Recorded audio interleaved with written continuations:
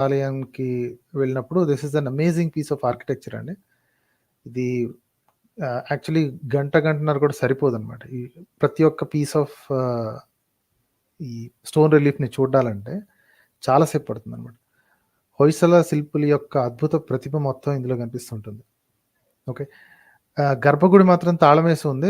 మిగతా అంతా తిరగొచ్చు. అసలు యాక్చువల్లీ మేము కొంచెం ఎర్లీగా వెళ్ళినప్పుడు అసలు ఎవ్వరు లేరండి. Absolutely nobody. ఈ విచిత్రం ఏంటంటే ఇది అంతగా పాపులర్ కూడా కాదు. ఎందుకు పాపులర్ కాదో నాకైతే అర్థం కాలేదండి. It's actually very beautiful place. మూల విరాట్ విగ్రహాన్ని ఎప్పుడో ఎవరో ఎత్తుకుపోయారండి. సో, కాబట్టి ఇది ఎంప్టీ గుడి. కాకపోతే ఏదో బయట నుంచి తెచ్చిన విగ్రహాన్ని ఒకటి ప్రతిష్ఠించి దాన్ని గూడా ఎత్తుకుపోతారేమో అన్న భయంతోటి తాళం వేసి ఉంచుతారు. ఓకే. ఈ గుడిని ఏఎస్ఐ సంరక్షణలో ఉంచారు. Archaeological survey of India. So, వాళ్ళు దీన్ని ప్రాపర్‌గా ఈ సెక్యూరిటీ కెమెరాస్ అవి పెట్టి చేస్తూ ఉంటారనమాట. అందులో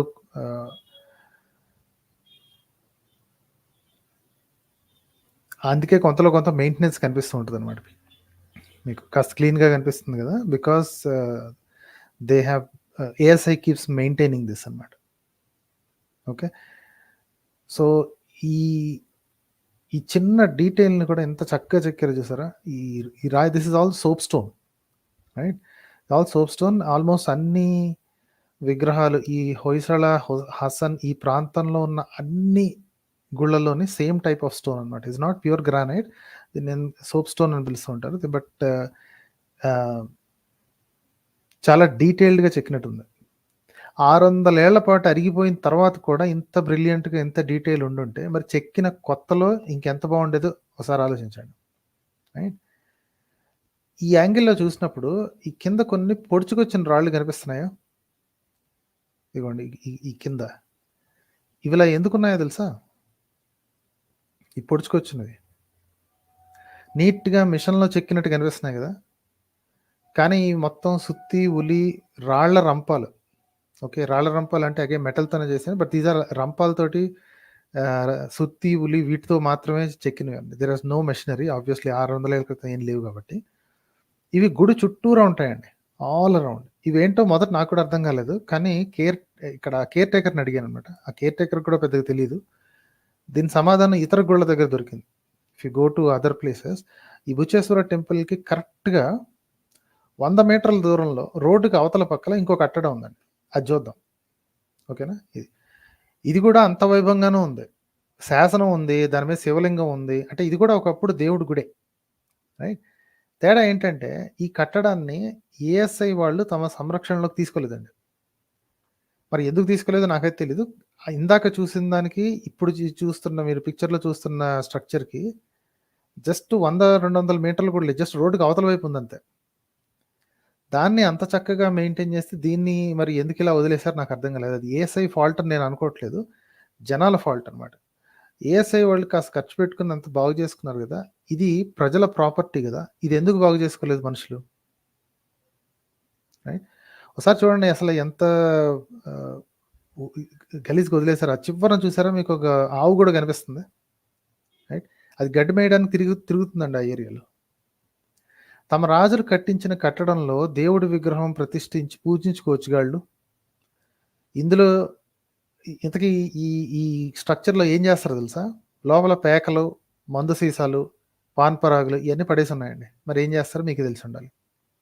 సో, రాజులు కట్టించుకున్నారు కదా! ఒకప్పుడు రాజులు కట్టించుకున్నారు. అందులో దేవుడి విగ్రహం పెట్టుకోవచ్చు. లేదా కనీసం వాళ్ళు కూర్చొని మెయింటైన్ చేసుకోవచ్చు. చేస్తే గవర్నమెంట్ మెయింటైన్ చేయాలి. లేకపోతే గాలికి వదిలేస్తారు. కట్టడమే కదా! ఇప్పుడు గుడికి ఏం కావాలండి? లోపల ఒక విగ్రహం ఉండాలి. ఔట్ సైడ్ ఒక మంచి మంటపం ఉండాలి. మెయింటైన్ చేయాలి. అది చేయడం జనాలకు చేత కావట్లేదండి.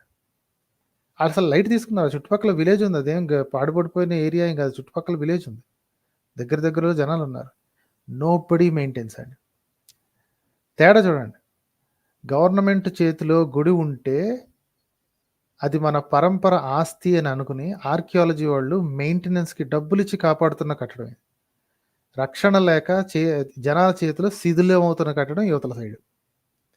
ఇందుకే పురాతన కట్టడాలన్నిటిని గవర్నమెంట్ అండర్‌లో ఉంచి తీరాలి అని నేననేది. ఇప్పటికి అర్థమైందా మీకు? మన భక్తుల చేతికిస్తే శిథిలం అవ్వటం ఖాయమండి. ఆ ఊళ్ళో ఉన్న హిందువులు, ఈ జిల్లాలో ఉన్న హిందువులందరూ కలిసి చందాలేసుకొని కాపాడుకోవచ్చు కదండీ! మాది మేమే మెయింటైన్ చేసుకుంటాం, మాది మేమే మెయింటైన్ చేసుకుంటాం అని అరుస్తున్నోళ్ళు ఇలాంటివి మెయింటైన్ చేసుకోవచ్చు యాక్చువల్లీ. దీనికి పెద్ద ఖర్చు కూడా కాదండి. ఒక మనిషిని కూర్చోబెట్టి అండ్ ఇటు సైడ్ ఉన్న దీంట్లో if I show thought right side ఉన్న దాంట్లో మెయింటైన్ అవుతున్న దాంట్లో ఒక్కరో ఇద్దరో కేర్ టేకర్స్ ఉన్నారు అంతే. పొద్దున ఒకళ్ళు, అదే ఫస్ట్ హాఫ్ ఒకళ్ళు, సెకండ్ హాఫ్ ఒకళ్ళు. ఒక పోలీస్ ఆయన అటు ఇటు తిరుగుతా ఉంటాడు అప్పుడప్పుడు. Just to make sure that vandals వచ్చి మన అతిభక్తులు ఉంటారు కదా! వచ్చి గీతలు గీయటం, పిచ్చి వేషాలు వేయటం, రాళ్ళు ఎత్తుకుపోవటం ఇట్లాంటివి చేస్తారని చెప్పి. The same they could have done with this also. ఇందుకే భక్తుల చేతిలో ఉండకూడదండి దాన్ని. ఇట్లాంటి వాటికి ఎందుకు మెయింటైన్ చేయరు తెలుసా? ఎందుకంటే ఇట్లాంటి కట్టడాలకి డబ్బులు, దక్షిణలు, హుండీలు ఇట్లాంటివి ఉండవు కాబట్టండి. ఎక్కడ డబ్బులొస్తాయో వాటిని మాత్రమే ఎండోమెంట్ డిపార్ట్మెంట్ నుంచి లాక్కోవాలి అనుకుంటారు. నాకు మాత్రం హెరిటేజ్ వాల్యూ ముఖ్యం అండి. సో, కాబట్టి it has to be with archaeology survey of India. Next చూద్దాం చూడండి.